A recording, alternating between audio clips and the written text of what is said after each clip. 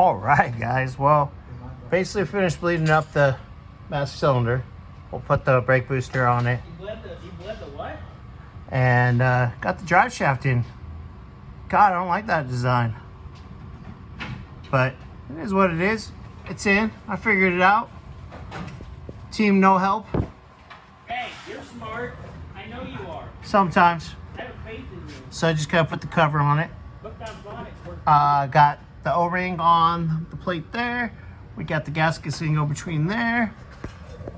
Got the other gasket that rides on there for that area. Yeah. Oh yeah. I'm excited. How See this? excited? Z high or Z low or wee wee. Oui, mon capitaine. Yep. So yeah.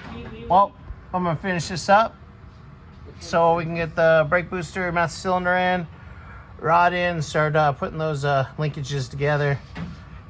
And yeah, a little here and there. This thing's a big, heavy. Yeah. All right. Later, guys. There you go, guys. All bolted in, sealed up, ready to go. Yay. There you go. Next is brake booster and master cylinder.